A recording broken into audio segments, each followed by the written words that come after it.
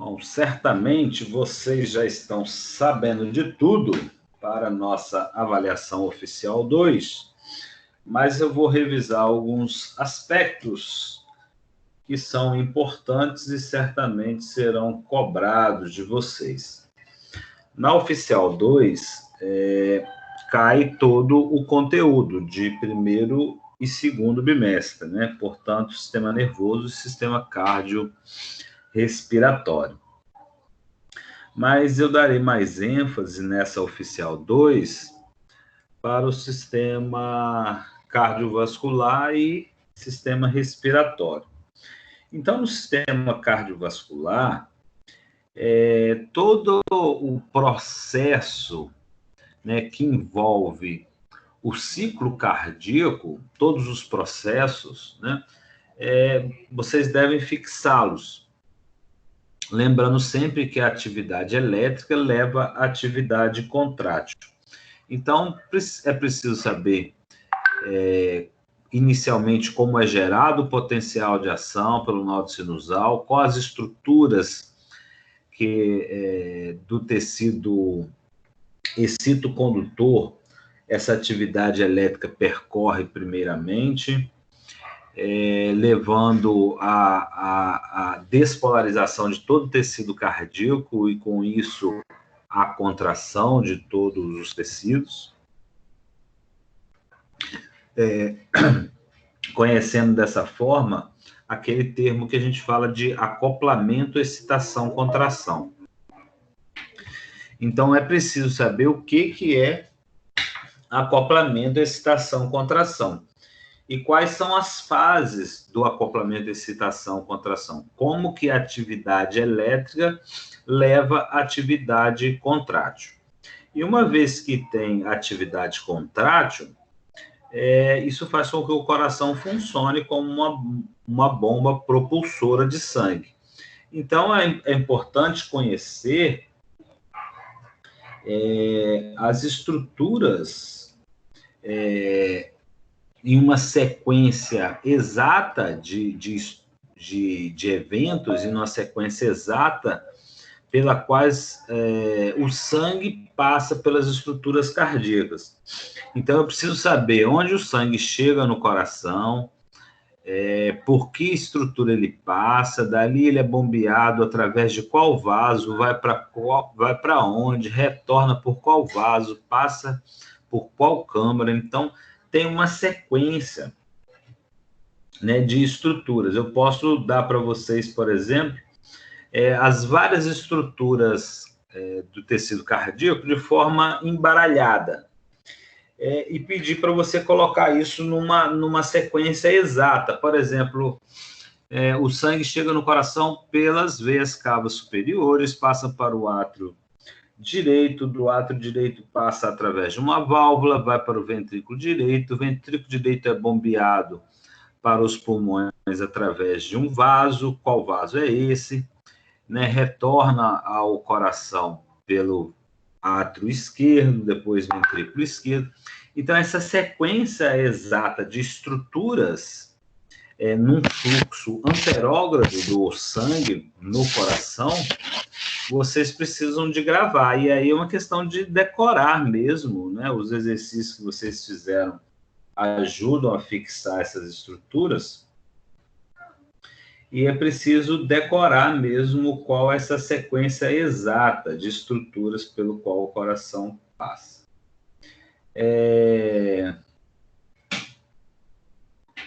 Outra questão sobre o coração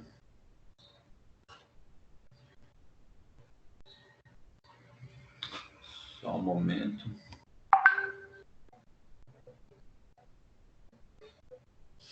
Sim. Em relação ao sistema nervoso, eu vou cobrar o sistema nervoso, mas de uma forma pensando no sistema cardiovascular. Eu vou cobrar, por exemplo, como que o sistema nervoso é capaz de controlar a contratilidade cardíaca ou a frequência cardíaca, como que o sistema nervoso é capaz de controlar a pressão arterial, Vocês sabem como o sistema nervoso controla a pressão arterial?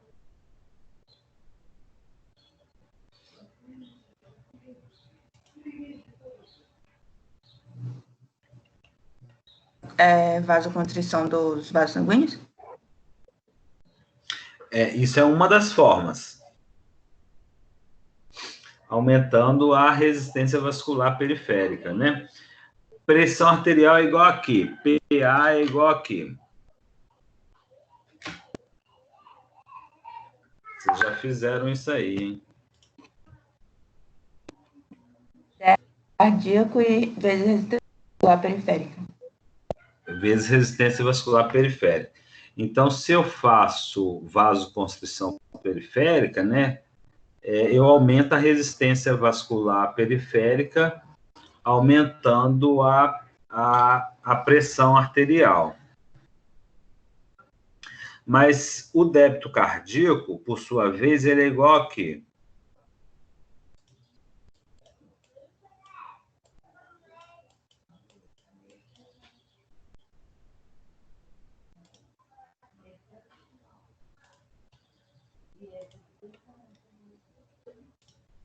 Lembra o que significa débito cardíaco? PA é igual a débito cardíaco vezes resistência vascular periférica. A resistência vascular periférica, ela está diretamente relacionada com a vasoconstrição, né? A resistência imposta ao sangue ao ser bombeado para toda a circulação. Se eu tenho vasoconstrição, e quem faz vasoconstrição aqui é o sistema nervoso autônomo, né? Isso aumenta a pressão arterial. Mas tem outro elemento aqui, que é o débito cardíaco.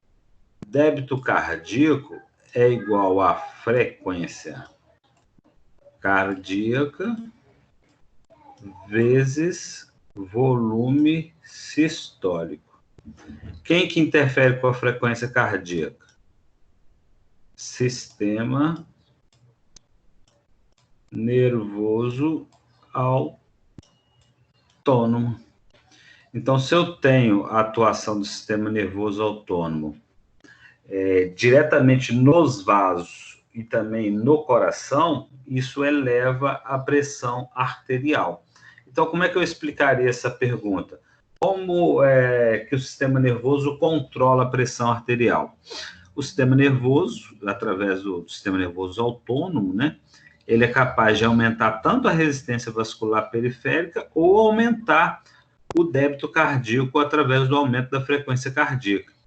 Ambos esses aumentos elevariam a pressão arterial.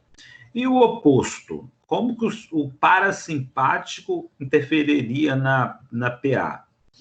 Fazendo justamente, o parasimpático não tem uma ação direta aqui na resistência vascular periférica, mas o parasimpático age no débito cardíaco porque regula a frequência cardíaca. Se eu diminuo a frequência cardíaca, eu diminuo o débito cardíaco. E com isso regula a pressão arterial. Um assunto que eu não abordei muito com vocês, pessoal, foi hipertensão e tratamento farmacológico. Mas todo o tratamento farmacológico da hipertensão, ele está baseado em diminuir ou resistência vascular periférica ou débito cardíaco. Como é que eu reduzo resistência vascular periférica? Com vasodilatadores. Os vasodilatadores, eu tenho fármacos capazes de agir diretamente nos vasos, diminuindo a resistência vascular periférica. A gente tem fármacos, por exemplo, bloqueadores de canais de cálcio, que bloqueiam a entrada de cálcio na musculatura lisa vascular, impedindo a vasoconstrição. E isso faz com que ocorra um aumento uma diminuição da resistência vascular periférica.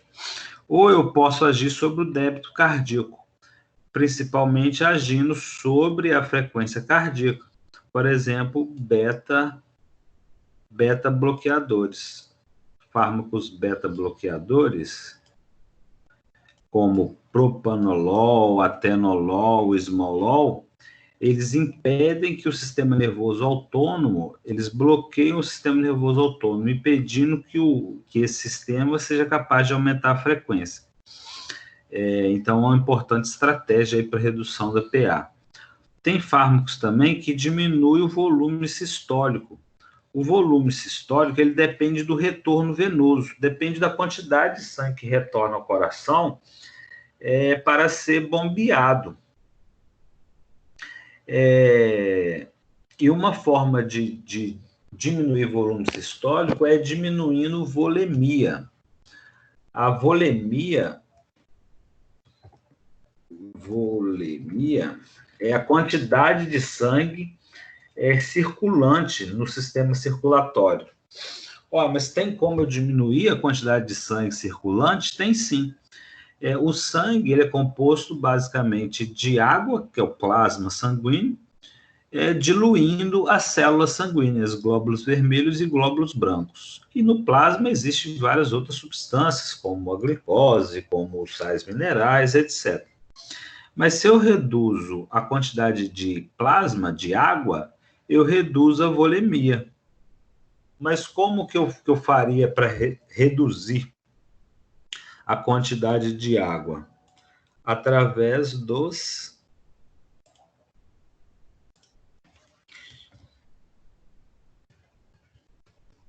os diuréticos. Então, os diuréticos... Oi? Então, os diuréticos, eles são utilizados como estratégia para reduzir o volume sistólico e também reduzir o débito cardíaco e, com isso, reduzindo a volemia e a pressão arterial. Então, a hipertensão é multifatorial, existem vários fatores que contribuem, mas, por sorte, a gente também tem um arsenal terapêutico que age de diferentes maneiras, né? Seja no rim, para interferir com o volume sistólico e, com isso, com o débito cardíaco, seja diretamente no coração, seja diretamente nos vasos sanguíneos, tudo para reduzir a pressão arterial, manter a pressão em valores desejáveis. Então, o arsenal terapêutico é bastante grande e pode-se realizar combinações de tratamentos, né? Você pode associar 1, 2, 3 ou até mais fármacos de diferentes classes para tratar a hipertensão. É evidente que o tratamento da hipertensão, o tratamento farmacológico, ele não é o melhor tratamento, vamos dizer assim, pois o melhor tratamento é o controle da PA via atividade física e mudança de hábitos alimentares. Para determinados casos de hipertensão, né, de leve a moderada, a gente consegue reduzir a PA somente com exercício e atividade física. Esse seria o melhor tratamento.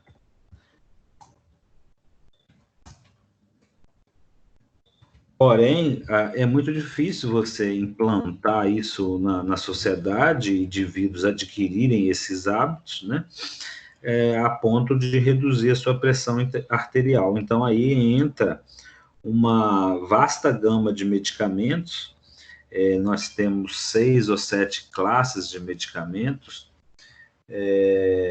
cada classe com 20 representantes. Nós temos os fármacos que agem no sistema renina-angiotensina, a gente tem antipertensivos de ação central, que, né, inibem a ação do simpático, a gente tem os beta-bloqueadores, bloqueadores de canais de cálcio, bloqueadores dos receptores alfa, que a gente tem nos vasos sanguíneos. Então, é uma série de fármacos, né, capazes de reduzir aí a pressão arterial. Mas eu não vou cobrar muito isso, não, é mais porque tem no livro didático de vocês e eu não cheguei a comentar. É bem provável que eu dê questões onde eu coloco informações das mais diversas, né? Para você analisar se aquela afirmativa é verdadeira ou falso, e aí eu dou uma sequência de opções na qual são verdadeiras a 1, 2, 3 e 6, 1, 2, 4 e 5. E aí é fácil, porque como vocês podem consultar, vocês confirmam se aquela frase ali é verdadeira, vai no conteúdo. Só que acaba assim, que eu coloco pequenas alterações que muitas vezes vocês leem a frase e ela parece verdadeira ou parece falsa e pode confundir. Então, dê uma estudada no conteúdo antes, não confie apenas na sua pesquisa.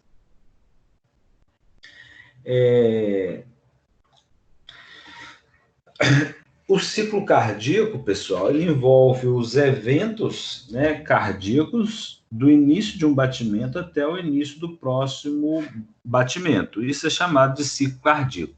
A gente pode entender o ciclo cardíaco sob o ponto de vista elétrico, sob o ponto de vista do fluxo sanguíneo dentro do coração e sob o ponto de vista da contratilidade, da contração mesmo dos tecidos. Quando a gente fala de eventos sob o ponto de vista elétrico, uma das coisas que ocorre é a formação do eletrocardiograma. Então, vocês precisam de entender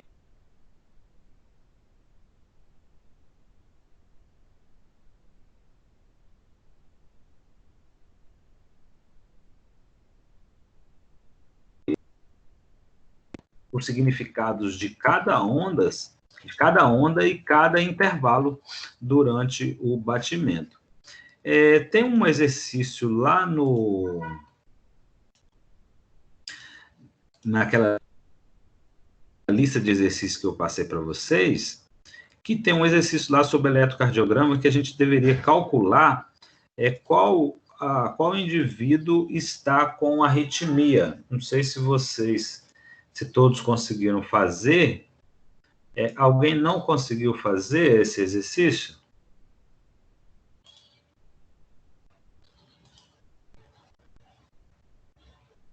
Alguém não fez, pessoal?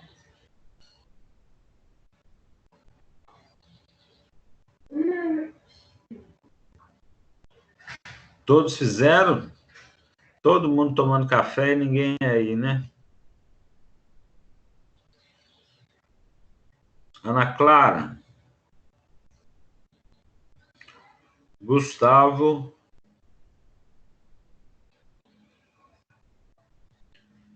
Isarri, Jonatas, Camila, Marcela, Maria Luísa, Monique. Oi, professor. Ô, professor, tem um tempo que eu fiz essa atividade sua, eu vou olhar aqui. Lembra desse exercício aqui? Não, mas eu fiz tudo da sua atividade já.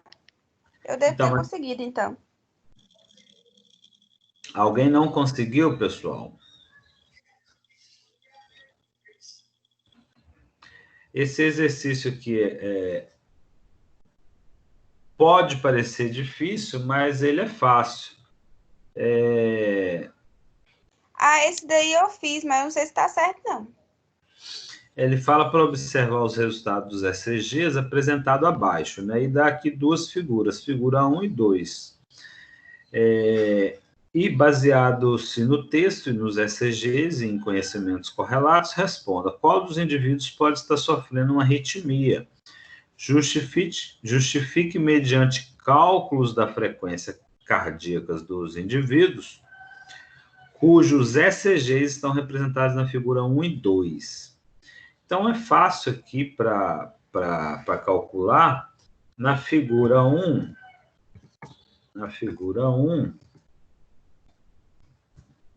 deixa eu em vermelho aqui. A gente deve observar aqui, ó, que ele dá um tempo de 0,1 segundos para cada quadradinho desse, né? O eletrocardiograma ele é todo, seja impresso ou seja na tela do computador, ele tem uns quadradinhos que são delimitações de tempos.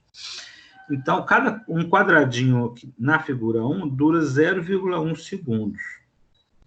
Um quadradinho na figura 2 dura 0,17 segundos. Então, um batimento a outro batimento, eu consigo visualizar através da onda R. Está aqui a onda R. Ó. De uma onda R até a outra onda R, eu tenho um batimento completo. Então, eu quero saber quanto dura cada batimento. É só contar quantos quadradinhos. 1, 2, 3, 4, 5 quadradinhos desse durou um batimento cardíaco. Se eu sei quanto de tempo dura cada quadradinho, fica fácil. Eu tenho que multiplicar aqui 5 vezes 0,1 segundos, o que vai ser igual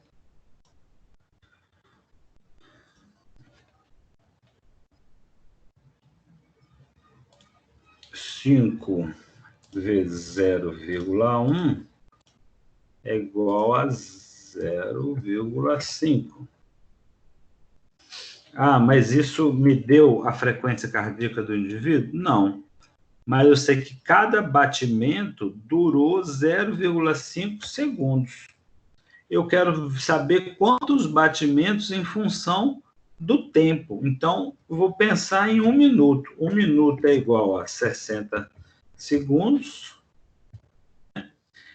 60 segundos, que é 1 minuto, né? Dividido por 0,5 é igual a 60 dividido por 0,5 é igual a 120. 120, e aí eu sei quanto dura cada batimento. Eu quero calcular isso em 1 minuto, que é igual a 60 segundos.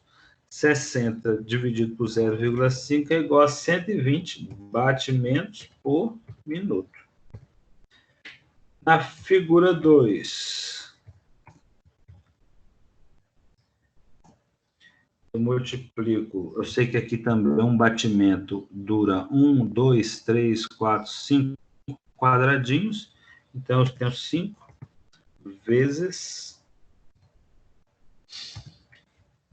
0,17 segundos, que é igual a 5 vezes 0,17 é igual a 0,85. 0,85 segundos. 1 minuto é igual a 60 segundos.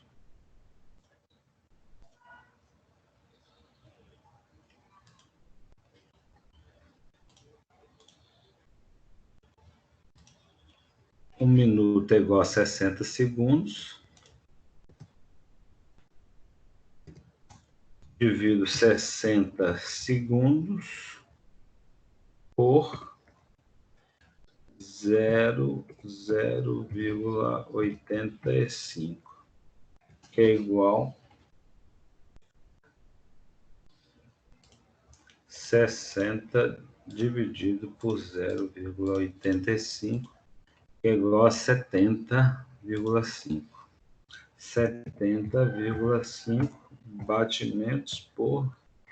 batimentos por minuto. Então,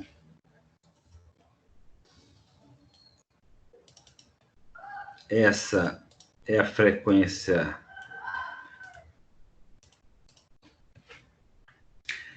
identificada na figura 1, 120 batimentos por minuto, e essa frequência identificada na figura 2, 70,5 batimentos por minuto.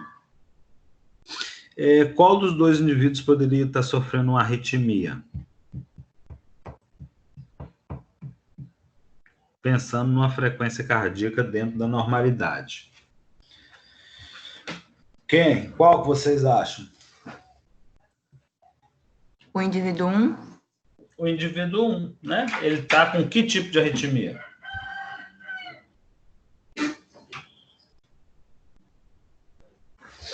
Um ataque à arritmia que provavelmente é sinusal. Sinusal porque o nódo sinusal está comandando, né? Porque quando a gente olha o eletrocardiograma, tem todos os elementos do eletrocardiograma mantidos. Embora quando a gente olha para a figura 1, a gente veja igualzinho a figura 2, isso aqui eu posso ampliar a imagem e parecer semelhante. O que determina a frequência é a distância entre os intervalos RR. Então, quanto mais próximo, maior a frequência, né? Quanto mais próximo o intervalo RR. Quanto mais distante o intervalo RR, menor a frequência. Embora visualmente isso aqui seja semelhante a isso aqui, o que determina é a duração de cada evento elétrico aqui no coração. Então, esses tempos dados aqui, de 0,1 segundo, 0,17 segundo, faz toda a diferença no indivíduo. O indivíduo da figura 2 está com a frequência dentro da normalidade, 70 batimentos por minuto. Eu não vou cobrar nenhum cálculo, mas assim, o que eu quero que vocês saibam? Qual o significado da onda P? Qual o significado do intervalo QRS? Qual o significado da onda T, né, dos intervalos PR, QT? Isso vocês precisam saber, né, porque isso está diretamente relacionado aos eventos que ocorrem lá no coração. Beleza? Difícil? Então, vocês precisam, por exemplo, saber desenhar e façam como exercício, desenhem um eletrocardiograma,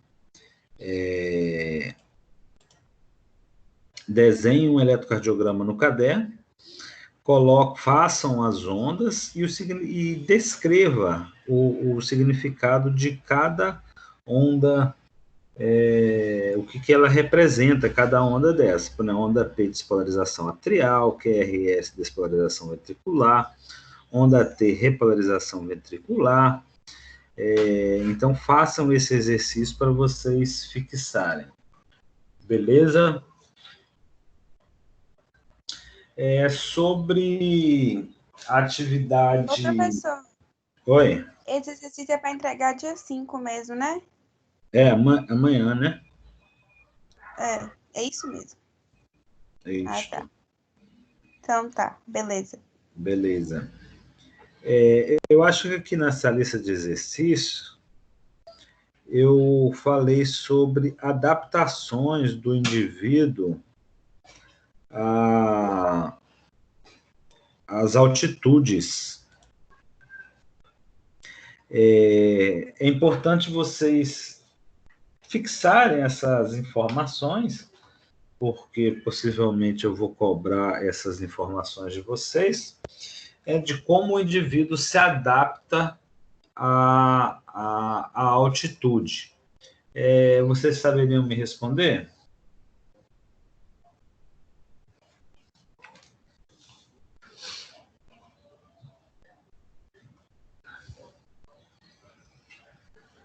Ninguém?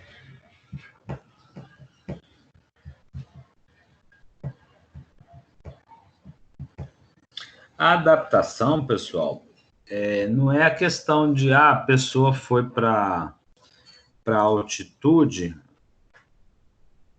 vai se adaptar ao frio, se adaptar ao clima, não é nada disso, não.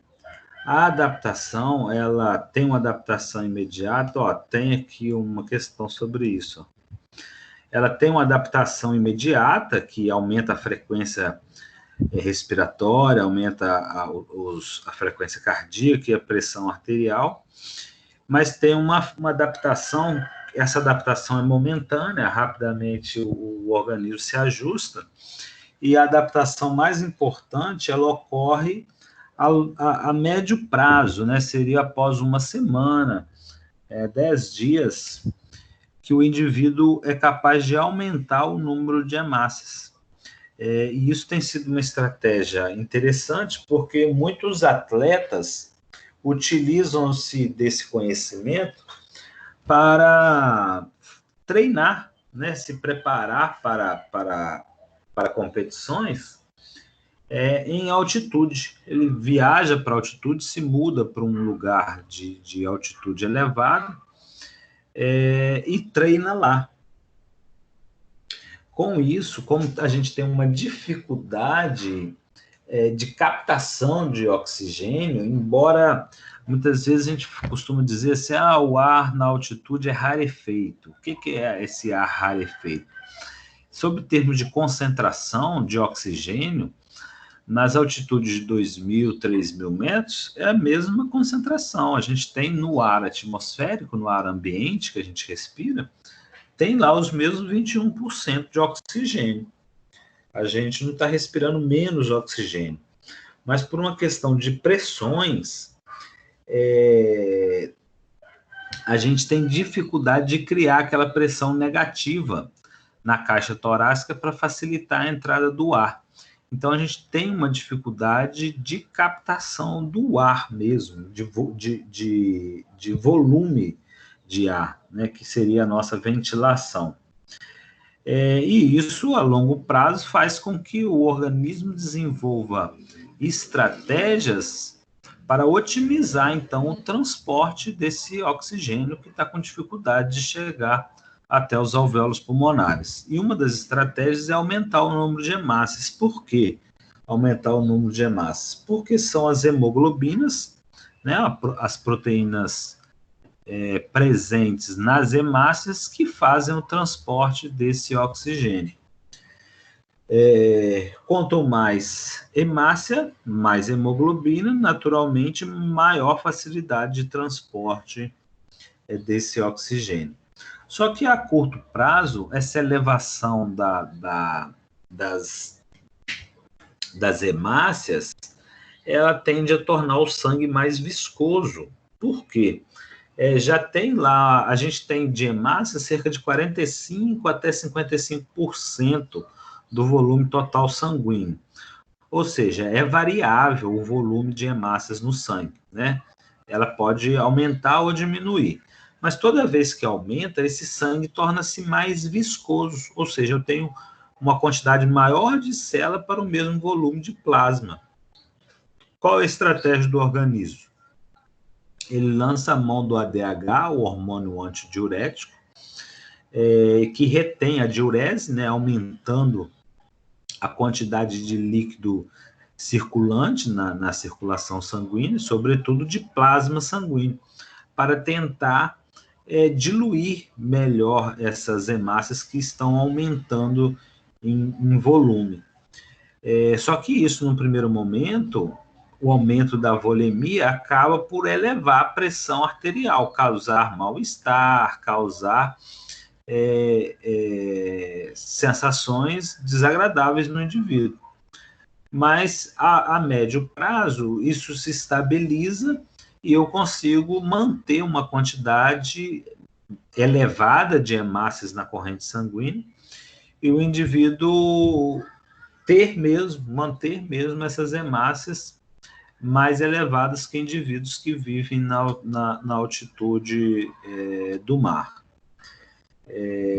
E aí, com isso, ele tem um rendimento melhor em provas, né? Os brasileiros mesmo do futebol, que jogam mais na altitude, na Bolívia, em La Paz, por exemplo, eles sempre, a maioria das vezes, eles perdem o jogo por exaustão física mesmo. No final dos jogos, eles já estão sem perna, né? Já estão com baixo rendimento por causa da dificuldade de oxigenar os tecidos. A oxigenação dos tecidos é fundamental para a produção de ATP pelas células, né? Através das suas mitocôndrias. E o ATP é a moeda energética, é quem coloca as células para trabalhar.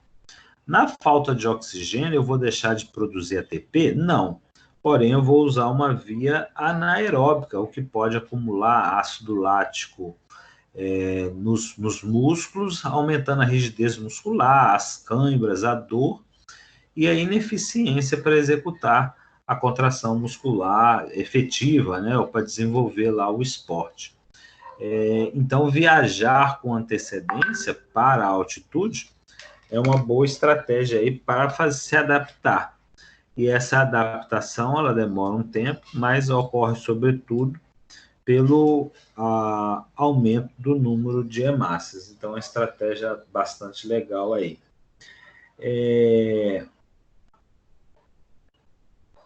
A saturação de oxigênio, num primeiro momento, com a altitude, ela cai bastante. À medida que a altitude se eleva, diminui a saturação de oxigênio lá pela hemoglobina. Essa questão de saturação, pessoal, está diretamente relacionada à quantidade de moléculas de oxigênio sendo transportada pela hemoglobina. Cada hemoglobina transporta 4 moléculas de oxigênio. Se eu tenho uma ventilação diminuída ou uma oferta de oxigênio diminuída, a minha hemoglobina ela não vai deixar de circular, porque as hemácias não deixam de circular, só que elas não vão transportar as 4 moléculas de oxigênio. Então, isso vai fazer com que caia a saturação. E, normalmente, é diretamente proporcional à elevação da altitude. Né? À medida que você vai aumentando a altitude, como, por exemplo, no Everest, 7.000 metros de altitude, 8.000 metros de altitude, você tem uma queda importante da saturação de oxigênio. E muitas vezes o indivíduo precisa de usar balão de oxigênio, um suporte, né, de oxigênio, para poder manter a oxigenação tecidual adequada. Essa oxigenação tecidual adequada, nós chamamos de PO2, que é a pressão de oxigênio, né, nos tecidos. E se eu tiver baixa saturação, eu vou comprometer a oxigenação tecidual. Lembra lá da última aula que eu falo da questão de pressões? O transporte de oxigênio e de CO2, né, entre pulmão e sangue, entre sangue e tecidos, é tudo uma questão de concentração, de pressão. Né, sempre do lugar do mais concentrado por menos concentrado. Então, grave aquelas informações que eu pedi para vocês anotarem, tenha ela em mão, sobre a questão das pressões, né? Como que ocorre a troca gasosa a nível pulmonar e como ocorre a troca gasosa a nível tecidual. Então, é importante você descrever que é uma questão de pressão, né? A pressão de oxigênio nos pulmões é maior do que nos vasos sanguíneos, né? E a pressão de CO2 nos vasos sanguíneos é maior do que nos alvéolos pulmonares. Isso faz com que ocorra a troca gasosa. E da mesma forma nos tecidos. Outro aspecto importante sobre o sistema respiratório é a questão da musculatura. quais os músculos participam nas fases da respiração. Então, eu quero, né, é importante que vocês gravem aqueles músculos envolvidos, tanto na ins quanto na ex, em repouso, e na ins e na expiração forçadas. Então, gravem isso, tenham isso em mente, que isso é importante, né? A gente saber quais músculos participam e saber descrever quais são os processos da respiração, de ins e de expiração. Não apenas dizer que num o ar sai, no outro o ar entra, né? Não é isso. É dizer ativamente como esse processo ocorre, quais músculos são recrutados, né? Como que está a caixa torácica nesse processo. E aí, falando nisso, a gente chega na ventilação pulmonar. A ventilação pulmonar fala daqueles volumes, né, pulmonares. E aí a gente tem os vários volumes de reserva, inspiratório e expiratório, volume residual, volume corrente. É importante eu saber a definição desses volumes, saber olhar para um gráfico e interpretar o que é o que, né, dentro das capacidades pulmonares, e saber qual o exame que eu utilizo para avaliar esses volumes pulmonares. Vocês sabem qual é o exame utilizado?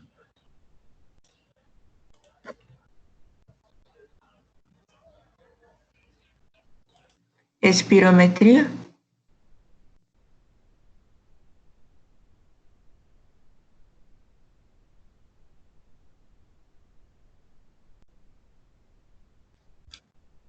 A espirometria, muito bem. Deixa eu aparecer aqui, porque aí vocês cochilam menos. Porque vocês veem, percebem que eu estou olhando para vocês aí, vendo que vocês não estão cochilando.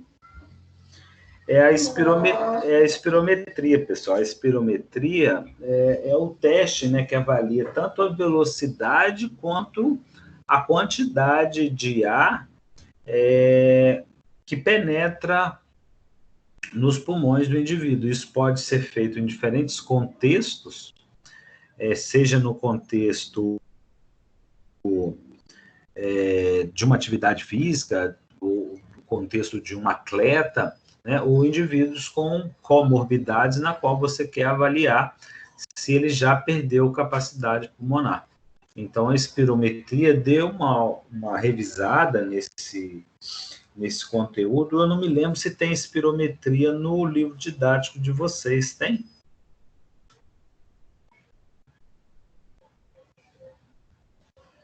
Fala sobre espirometria lá.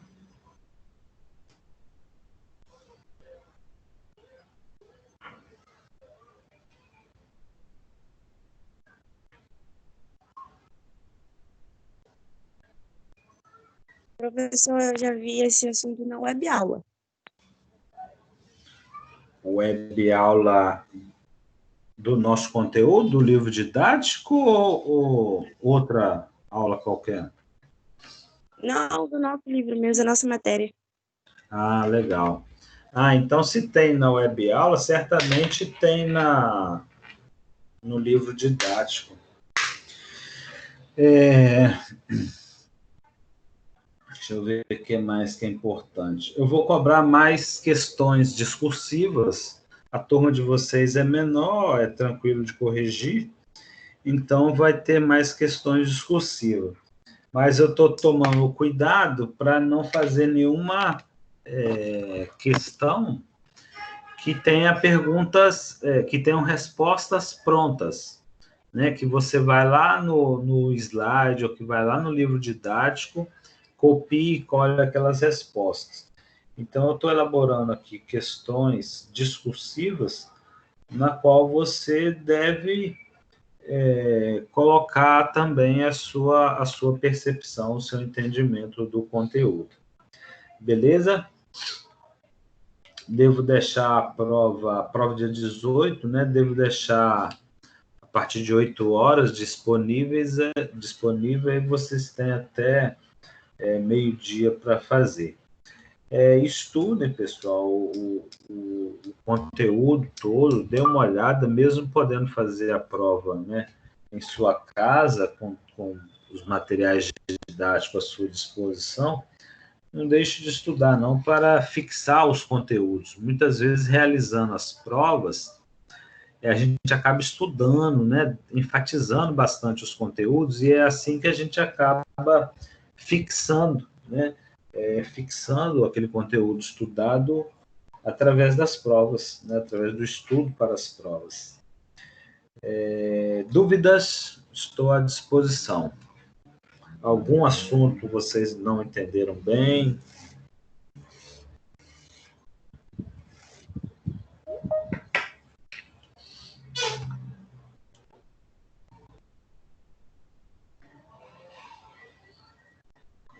Nenhuma?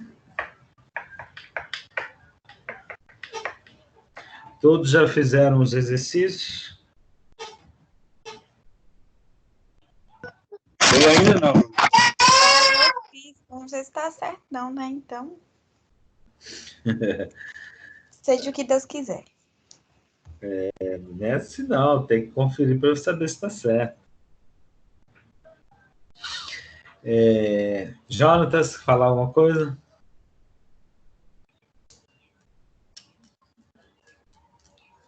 Eu ainda não fiz exercício. Pode ainda fazer para você enviar para o ou já encerrou o prazo? Não, é para amanhã. Vale bastante ponto, gente. Essa parcial 2, se eu não me engano, vale 2.000 pontos, 2.500 pontos. E a oficial 2 vale 4.000 pontos. Então, assim, não dê bobeira, não. Não deixe de fazer e enviar, não. Senão você vai perder uma pontuação importante aí. Né? Faça e envie pelo e-mail amanhã até meia-noite. De meia-noite de hoje até meia-noite de amanhã. Beleza? Professor, Oi?